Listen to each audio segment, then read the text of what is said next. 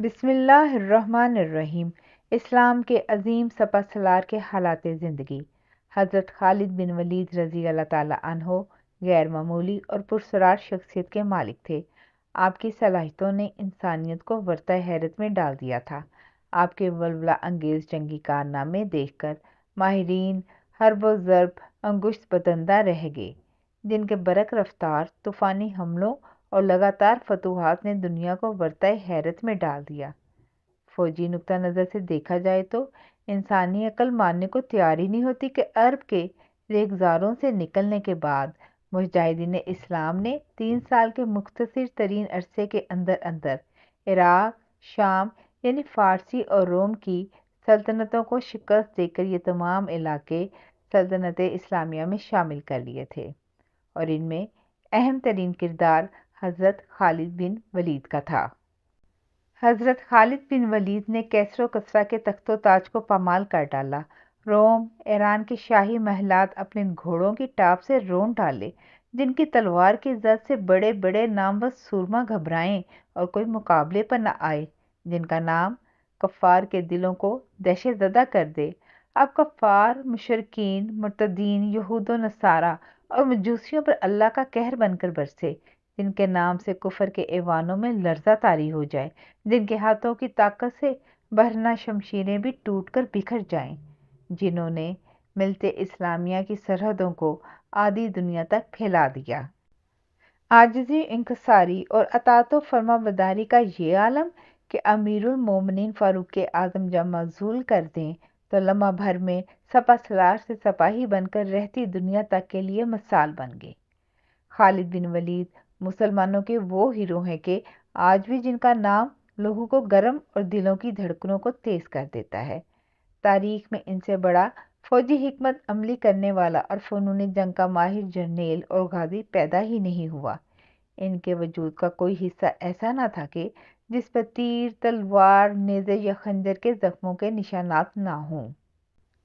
انہوں نے 100 سے زائد گھمسان کی جنگوں میں حصہ لیا اور کبھی کسی جنگ میں شکست نہیں کھائی۔ ان کے نام سے ہی ایرانی اور رومی سلطنتوں پر دہشت طاری ہو جایا کرتی تھی۔ جب حضرت خالد بن ولید رضی اللہ تعالیٰ عنہ کے انتقال کی خبر شام سے مدینہ پہنچی تو مدینہ میں قہقرہ مچ گیا۔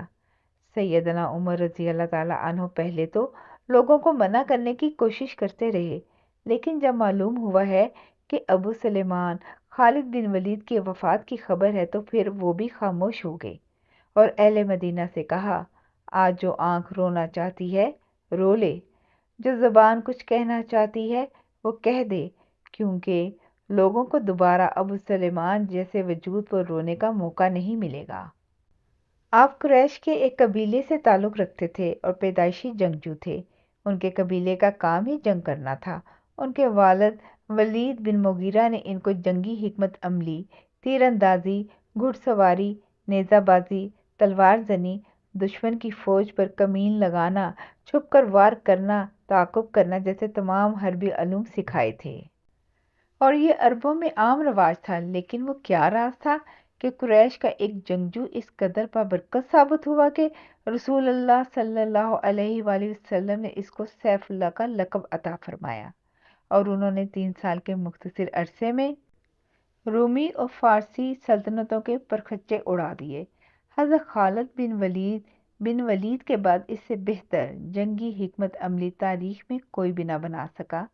اس میں کوئی شبہ نہیں کہ حضرت خالد بن ولید ایک پیدائشی سپہ سالار تھے، مگر حقیقت یہ ہے کہ ان کے حیرت انگیز تاریخی کارناموں کے پیچھے رسول اللہ صلی اللہ علیہ وآلہ وسلم کی دعا اور برکت شامل تھی۔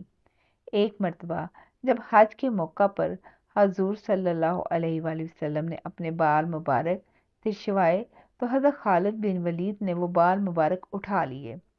رسول اللہ صلی اللہ علیہ وآلہ وسلم نے ان سے پوچھا، خالد یہ کس لیے؟ سعادت مندی سے جواب دیا، یا رسول اللہ صلی اللہ علیہ وآلہ وسلم، آپ کے بال مبارک میرے پاس رہیں گے تو انشاءاللہ ان کی برکت سے میں ہر جنگ میں فتح پاؤں گا۔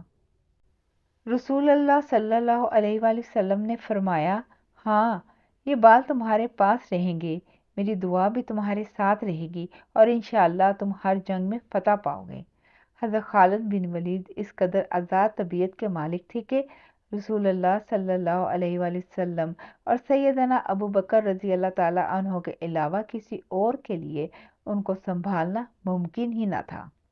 اس بات سے اندازہ کیجیے کہ ایک موقع پر عراق کی ایک جنگ میں فتح کے بعد جب اب مرکز کی طرف لوٹ رہے تھے تو حج کا موقع آ گیا۔ سیدنا خالد نے حج کرنے کا فیصلہ کر لیا۔ اس میں بہت خطرہ تھا کیونکہ مسلمان فوجیں رومی اور ایرانی فوجوں سے عراق میں برسر پیکار تھیں اور سپہ سالار کا ان سے دور ہونا خطرناک ہو سکتا تھا۔ سیدنا ابو بکر رضی اللہ تعالیٰ عنہ اس وقت خلیفہ تھے اور حضرت خالد بن ولید نے ان سے حج کی اجازت بھی نہیں لی تھی، لیکن خالد خطرات مول لینے والے شخص تھے۔ انہوں نے پورے لشکر کو ہیرا کی طرف روانہ کیا اور بغیر کسی کو بتائے چند ساتھیوں کے ہمراہ انتہائی خاموشی اور سرعت سے مکہ پہنچ گئے اور حج ادا کیا۔ آپ نے اپنے تئیں بہت رازداری سے یہ حج ادا کیا اور مسلمان لشکر کو بھی پتہ نہ چلا کہ خالد چند روز کے لیے غائب ہیں۔ آپ خاموشی سے حج کے لیے گئے بھی اور واپس بھی لوٹ آئے، لیکن وہاں کسی نے آپ کو دیکھ لیا اور سیدنا ابو بکر صدیق رضی اللہ تعالیٰ عنہ کو شکایت کر دی۔ جب اپنے لشکر میں واپس پہنچے تو ایک قاصد خلیفہ کا خط لے کر آیا اور اس خط میں انہیں بڑے پیار سے ڈانٹا گیا تھا کہ آئندہ ایسی حرکت نہ کرنا۔ وہ 21 ہجری کی ایک غمناک رات تھی جب حمص شہر میں بستر مرگ پر لیٹے ہوئے دنیا کے سب سے عظیم سپہ سالار اور فاتح حسر و یاس کی تصویر بنے کہہ رہے تھے، مجھے سخت افسوس ہے کہ میں ایک بوڑھے اونٹ کی طرح جان دے رہا ہوں۔ مجھے سخت شرمندگی ہے کہ میں میدان جنگ میں شہید نہیں ہو سکا۔ اللہ گواہ ہے کہ میں نے 100 سے زیادہ جنگوں میں شرکت کی۔ میرے جسم کا کوئی حصہ ایسا نہیں جہاں تیر کے نشان اور نیزے کے گھاؤ نہ ہوں، مگر ہائے افسوس کہ آج میں میدان جنگ کی بجائے بستر پر مر رہا ہوں۔ اس پر ان کی زوجہ نے ان کو تسلی دی کہ خالد، آپ شرمسار نہ ہوں۔ آپ کو جب اللہ کے رسول صلی اللہ علیہ وآلہ وسلم نے سیف اللہ کا لقب دیا ہے تو اس کا مطلب ہی یہ ہے کہ اب یہ سیف اللہ یعنی اللہ کی تلوار میدان جنگ میں کسی کافر کے ہاتھوں نہیں کٹ سکتی، یعنی آپ کے نصیب میں شہادت نہیں تھی۔